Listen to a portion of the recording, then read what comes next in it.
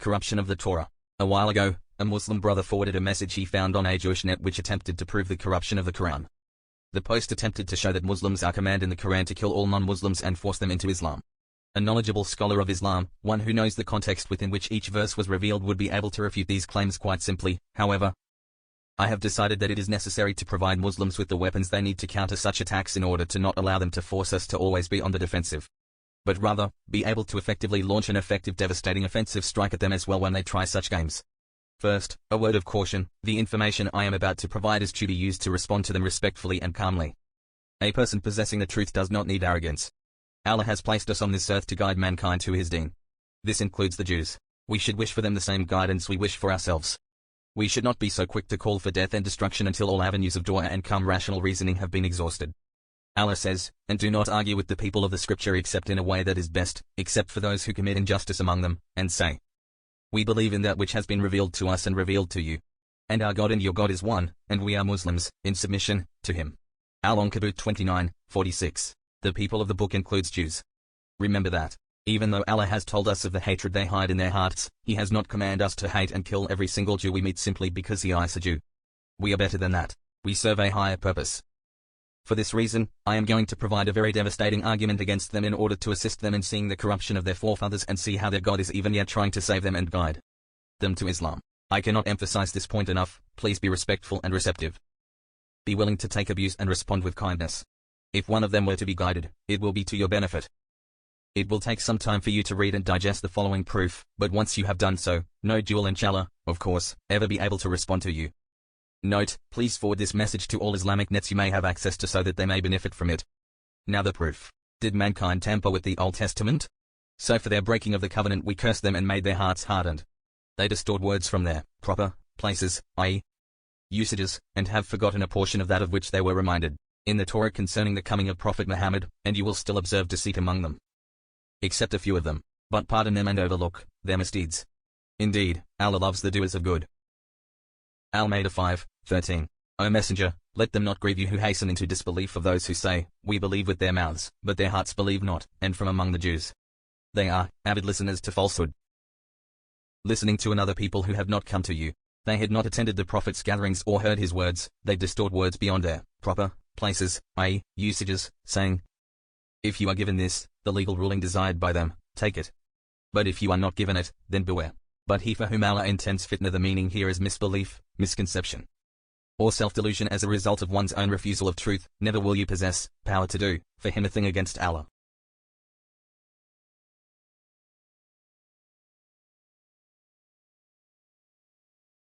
Those are the ones for whom Allah does not intend to purify their hearts. For them in this world is disgrace, and for them in the hereafter is a great punishment. Al-Ma'idah 5:41. The Jews have, from one generation to another, handed down their Old Testament, as the faultless words of Moses, Pbh, and the prophets. The Old Testament is made up of the Torah, which is also called the Pentateuch, and the books of the prophets.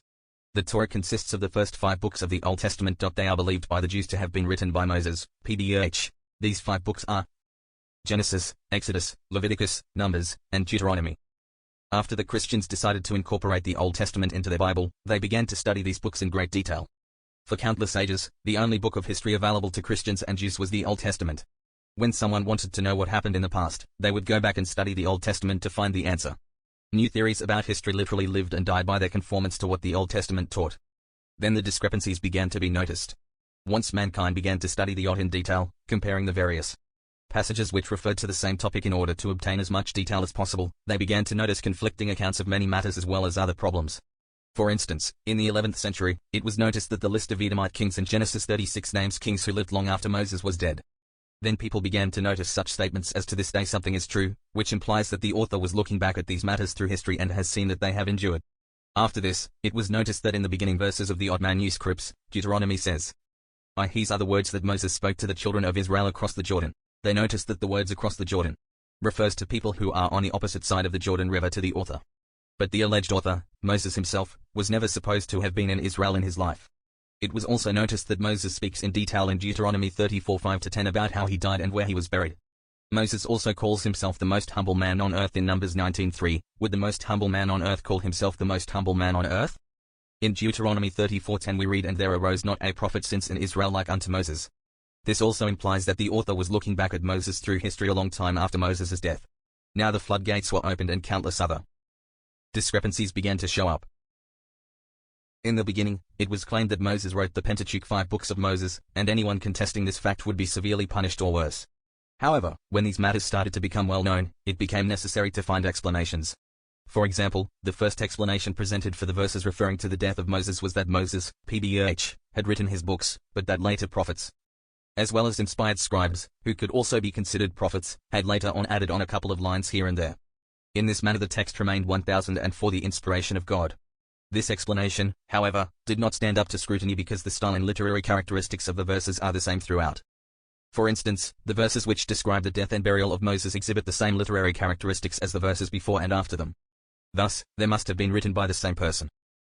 The doublets. After this, the trend became to explain any and all discrepancies through abstractism and elaborate interpretations, or through the introduction of additional narrative details that did not appear in the biblical text. Around this time, a startling new discovery was made.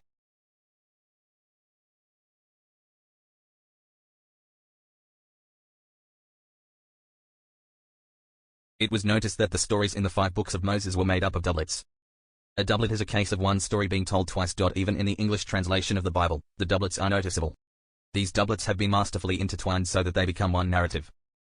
For example, there are doublets of the creation of the world, the covenant between God and Abraham, the naming of Isaac, Abraham's claim that his wife Sarah was his sister, the story of Jacob's journey to Mesopotamia, Jacob's revelation at Bethel, and on and on. In many cases these doublets actually contradict one another. The apologists once again jumped up with an explanation in hand. They claimed that the doublets were complementary and not contradictive. It was claimed that they came to teach us a lesson by their apparent contradiction. However, this claim did not hold water for long. The reason is that not long after, it was discovered that when the doublets were separated into 2 separate accounts, each account was almost always consistent about the name of the deity that it used. One would always refer to God as Yahweh Jehovah. This document was called J. The other always referred to him as Elohim God. It was called I. There were various other literary characteristics which were then found to be common to one group or the other.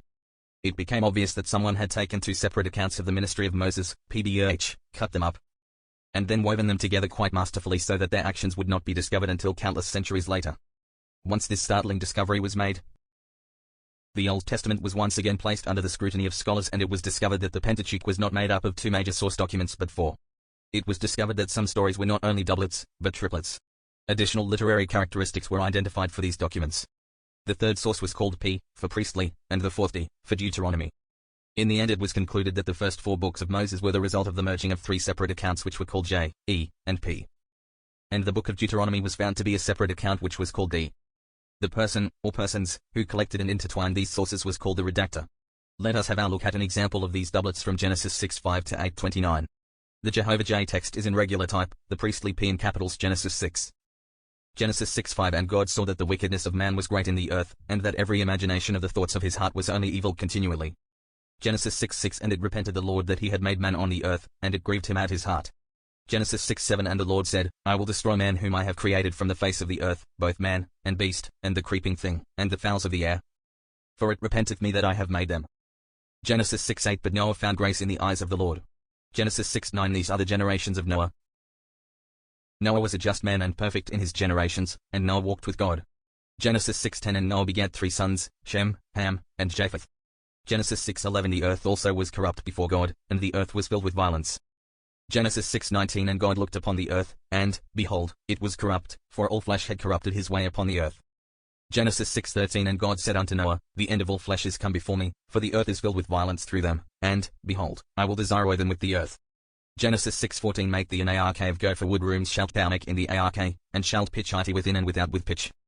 Genesis 6:15 And this is the fashion which thou shalt make it of, the length of the ark shall be 300 cubits, the breadth of it 50 cubits, and the height of it 30 cubits.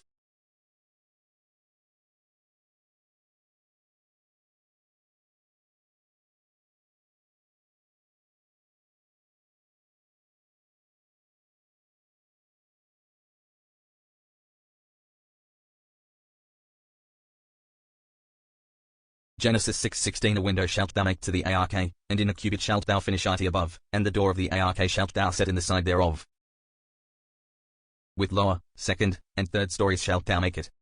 Genesis 6:77 And, behold, I, even I, do bring a flood of waters upon the earth, to destroy all flesh, wherein is the breath of life, from under heaven, and everything that is in the earth shall die. Genesis 6:18 But with thee will I establish my covenant, and thou shalt come into the ark, thou, and thy sons, and thy wife, and thy sons' wives with thee. Genesis 6:19 And of every living thing of all flesh, 2 of every sort shalt thou bring into the ark, to keep them alive with thee, they shall be male and female. Genesis 6:20 Of fowls after their kind, and of cattle after their kind, of every creeping thing of the earth after his kind, 2 of every sort shall come unto thee, to keep them alive. Genesis 6:21 And take thou unto thee of all food that is eaten, and thou shalt gather it to thee, and it shall be for food for thee, and for them. Genesis 6:22 Thus did Noah according to all that God commanded him, so did he.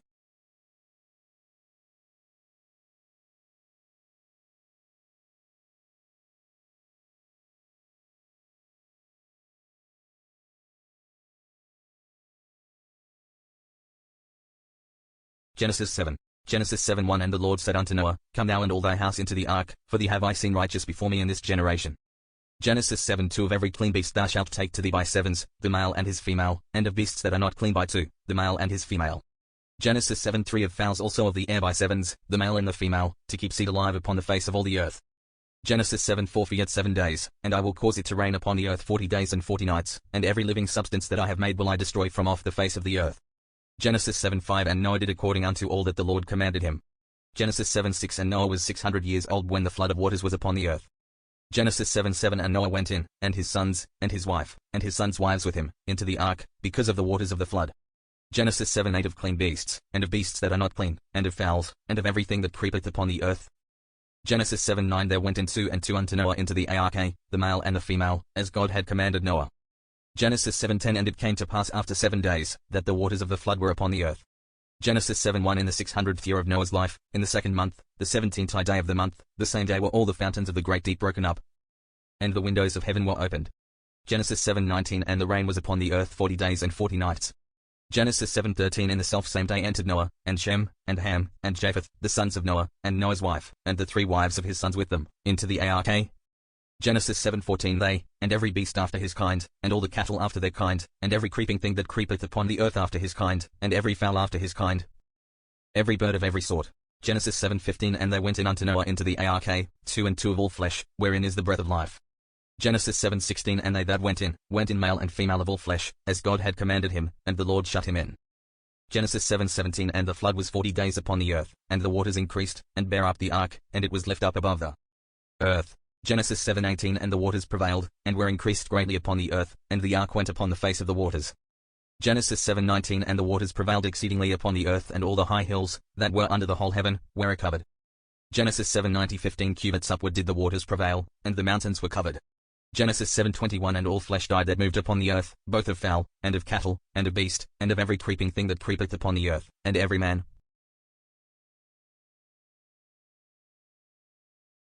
Genesis 7:99 All in whose nostrils was the breath of life, of all that was in the dry land, died.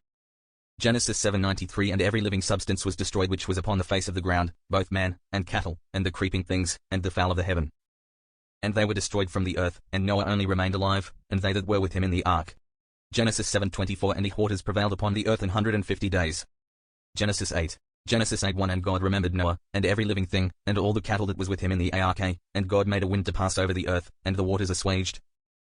Genesis 8:2 The fountains also of the deep and the windows of heaven were stopped, and the rain from heaven was restrained.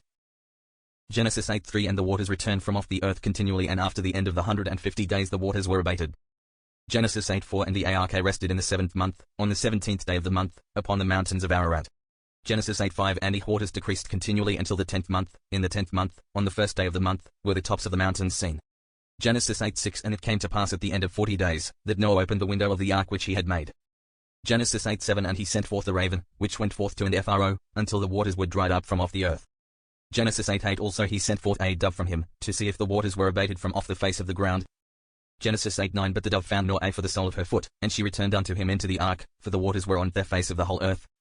Then he put forth his hand, and took her, and pulled her in unto him into the ark. Genesis 8:10 And he stayed yet other 7 days, and again he sent forth the dove out of the ark. Genesis 8:11 And the dove came into him in the evening, and, lo, in her mouth was an olive leaf plucked off, so Noah knew that the waters were abated from off the earth. Genesis 8:12 And he stayed yet other 7 days, and sent forth the dove, which returned not again unto him any more. Genesis 8:13 And it came to pass in the 601st year, in the first month, the first day of the month, the waters were dried up from off the earth. And Noah removed the covering of the ark, and looked, and, behold, the face of the ground was dry. Genesis 8:14 And in the second month, on the 27th day of the month, was the earth dried. Genesis 8:15 And God spake unto Noah, saying, Genesis 8:16 Go forth of the ark, thou, and thy wife, and thy sons, and thy sons' wives with thee.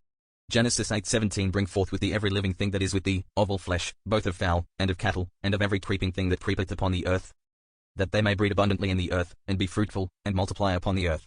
Genesis 8:18 And Noah went forth, and his sons, and his wife, and his sons' wives with him. Genesis 8:19 Every beast, every creeping thing, and every fowl, and whatsoever creepeth upon the earth, after their kinds, went forth out of the ark and saw. Genesis 8:80 And Noah builded an altar unto the Lord, and took of every clean beast, and of every clean fowl, and offered burnt offerings on the altar.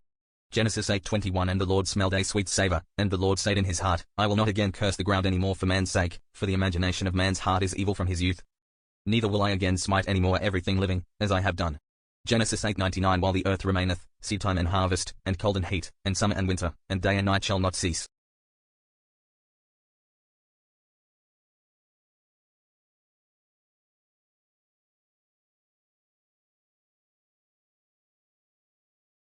Well known today. All of this has become so firmly established in accepted scientific fact that even Grolier's Encyclopedia, Academic American Encyclopedia, now readily admits it. Under the heading Divisions of the Old Testament it states, the Pentateuch is based on 4 principal sources. The oldest, J, was perhaps written in Judah, the southern kingdom, about 950 BC between 900 and 750, another version from Israel, the northern kingdom, was woven in, this is called Ephraimi. In the 7th century BC, Deuteronomy, or most of it, D, was compiled. About 550 BC, during the exile, the final edition of the Torah added a priestly source, P, some parts of which are very old. Mr. Richard Elliott Friedman is a professor on the faculty of the University of California, San Diego. He earned his doctorate in Hebrew Bible at Harvard University. He is one of many scholars who have attempted to critically study these source documents of the 5 books of Moses in order to arrive at the identity of the authors, the time period when each was written, the motives for writing each narrative, and other information. In his book Who Wrote the Bible, Professor Friedman presents strong evidence that each source document was written by a person or persons who, while on the face of it seem to narrate the same stories, in actuality had distinctly different goals they wished to achieve. According to Mr. Friedman's research, each source emphasizes a certain branch of the Jews, their nobility, birthright, and closeness to God, sometimes at the price of other branches of the Jews. For instance, J was written by descendants of Judah, E came from descendants of Israel, and P was written by a priest from the descendants of Aaron. According to Mr. Friedman, the P, priestly source seems to be particularly interested in priests, their lineage, their being the only ones who are allowed to sacrifice to God, the importance of sacrifice to God, and the surprising absence of all stories wherein anyone not of their lineage made a sacrifice that was accepted by God. For instance, the sacrifice of the sons of Adam is missing from this narrative. It also contains stories of how all those who attempted to make sacrifices to God without the agency of an Aaronid priest were killed by God. The author goes on to show how in and we can find similar emphasis on one tribe of the Jews over the other. For instance, on pages 64 to 65 he shows how both the J and E documents attempt to give the birthright of Jacob to their own forefathers. He also shows how in the E version, Joseph is saved by his brother Reuben, the firstborn of Israel, while in the J version it is Judah who saves him. The author presents countless other proofs of these claims. The E texts emphasize the prophet, Moses. They depict Aaron as having fashioned the golden calf. They also describe Aaron and his sister Miriam as having criticized Moses and having been chastised by God himself for this. They regularly have God saying, and Yahweh said unto Moses. The P document written by Aaronid priests, however, usually states, and Yahweh said unto Moses and unto Aaron. In this document, the staff Moses used to perform his miracles is called Aaron's staff. In the P document Aaron is also named as the firstborn brother of Moses. Also, as mentioned previously, in the P text no mention is made of any sacrifices to God whatsoever until the last chapter of Exodus, wherein we find the story of Aaron's sacrifice when he was consecrated as high priest. After that, all sacrifices are performed by Aaron and his sons. In other words, the author of P gives no precedence for sacrifice for anyone other than an Aaronid priest. There are even a couple of places in this document which denigrate Moses. They depict Moses as sinning and Aaron suffering for Moses' sin. The rest of the books of the Jews, well, what about the rest of the Old Testament? Are the remaining books of the Old Testament known to have been preserved from change since the time of their first writing and truly to be the words of the claimed authors? No. Once again, Grolier's Encyclopedia tells us, Joshua tells of a thorough conquest of Canaan, but Judges contains traditions of the Hebrew tribes in the period before the monarchy that reveal the conquest as partial. The books of Samuel are about the founding of the monarchy under Saul and David and contain a magnificent early source for the life of David, probably written about 961 to 29 BC. All the above books have been extensively edited by writers W.H. O'Shedder. Theology of the D source. There is much more which could be said about these matters, however, we will leave it up to the interested student to obtain a copy of Mr. Friedman's book and read his comments. 1400 years ago, back when it was a blasphemy of the highest order punishable by death to dare allege that the claimed authors of the Bible were not the true authors. For example, that Moses did not write the books of Moses. The Aaron was sent down upon Muhammad by God Almighty with the claim that the people of the book, Jews and Christians, had changed the book of God. Muhammad further claimed that he was sent with the true religion of God which was sent down upon Moses and Jesus, peace be upon them all. The Jews and Christians responded that Muslims were ignorant savages who had concocted their own religion by copying Judaism and Christianity. And only an insane person would ever make such allegations. We invite the reader to judge for themselves who was telling the truth.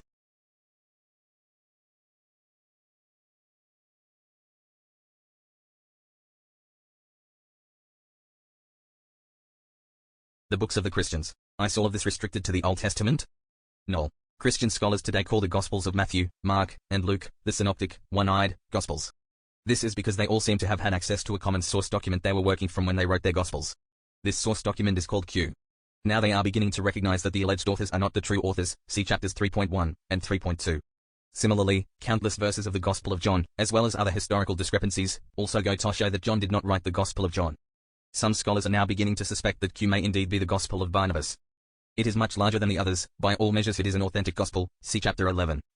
And it contains all of the stories contained in these three Gospels without the contradictions found therein. Among the Jews are those who distort words from their proper places, i.e., usages, and say, we hear and disobey and hear but be not heard and ra'ana. The word ra'ana in Arabic literally means consider us, i.e., give us time to hear you and listen to us. The Jews used to use the same word with the meaning of an insult. Therefore, the believers were ordered to avoid this expression and use instead the word unzerna, i.e., wait for us, so that we may understand, twisting their tongues and defaming the religion. And if they had said, instead, we hear and obey and wait for us, to understand, it would have been better for them and more suitable. But Allah has cursed them for their disbelief, so they believe not, except for a few, or except with little belief.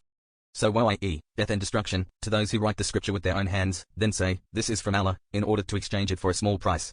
Woe to them for what their hands have written and woe to them for what they earn. Al-Baqarah 2, 79. A different approach.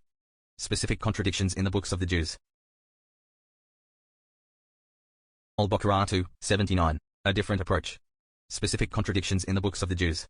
The following are pairs of verses which contradict one another in the books of the Jews. 9 Samuel 8 4 700 horsemen. 1 Chronicles 18 4 7,000 horsemen. 1 Chronicles 2119 3 years famine. 9 Samuel 24 13 7 years famine. Deuteronomy 2:19 and damp. Deuteronomy 2:37 Moses deprived land of. Ammon Joshua 13:24-95 Moses gives land of Ammon as inheritance. 9 Samuel 24:9 800,000 500,000. 1 Chronicles 21:5 1,100,000 470,000. 9 Chronicles 36:9 8 years, 3 months plus 10 days. 9 Kings 24:8 18 years, 3 months. 9 Samuel 10:18 700 40,000 horsemen. 1 Chronicles 19:18 7,000 40,000 footmen. 1 Kings 7:26 2,000 baths. 9 Chronicles 4:5 3,000 baths. 9 Samuel 6:23 Michal had no children. 9 Samuel 21:8 Michal had 5 sons. Genesis 6:3 Mankind shall not live past 190 years. Genesis 11:10-32, 500,000 438 433, 464, etc. 9 Chronicles 9:25 4,000 stalls. 1 Kings 4:26 40,000 stalls. Isaiah 40:28, God does not faint nor weary. Exodus 31:17, God rested, and was refreshed. Genesis 1, God creates plants, then animals, then man and woman. Genesis 2, God creates man, then plants, then animals, then woman. Ezekiel 45 and Ezekiel 46, doctrines of offerings and sacrifices. Numbers 28 and Numbers 29, contradictory doctrines of offerings and sacrifices. 1 Chronicles 8:29-38, one list of names. 1 Chronicles 9:35-44, a contradictory list of names. 9 Samuel 5 and 2 Samuel 6, David brought the ark after fighting the Philistines. 1 Samuel 13 and 1 Samuel 14, David brought the ark before fighting the Philistines. Genesis 6:19-90, Noah was to bring onto the ark of every living thing of all flesh, 2 of every sort shalt thou bring into the ark, to keep them alive, male and female, of fowls, of cattle, of every creeping thing of the earth. Genesis 7:2-3, Noah was to bring onto the ark of every clean beast thou shalt take to thee by sevens, the male and his female, and of beasts that are not clean by 2, the male and his female. Of fowls also of the air by sevens, the male and their female. 9 Samuel 8:1, David took Methegama out of the hand of the Philistines. 1 Chronicles 18:1, David took Gath and her towns out of the hand of the Philistines. 9 Samuel 8:8, and from Betah, and from Berothai, cities of Hadadezer, King David took exceeding much brass. 1 Chronicles 18:8, likewise from Tibhath, and from Shun, cities of Hadarezer, brought David very much brasses.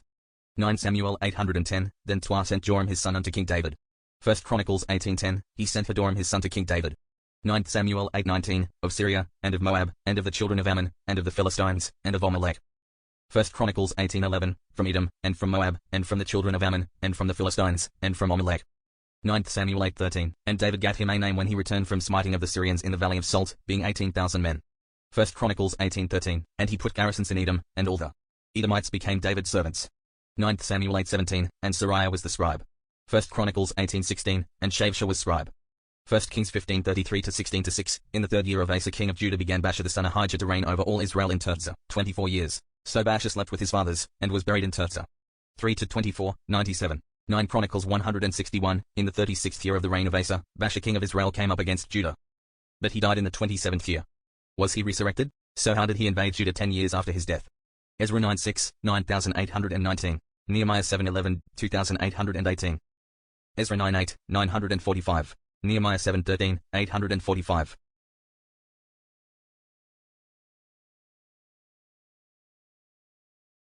Ezra 9:19, 1999. Nehemiah 7:17, 2399.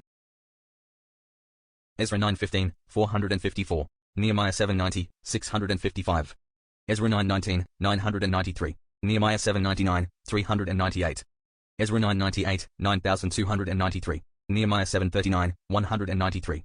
Inshallah, this information will prove useful to all Muslims. Amin, your brother, Mishaeleh.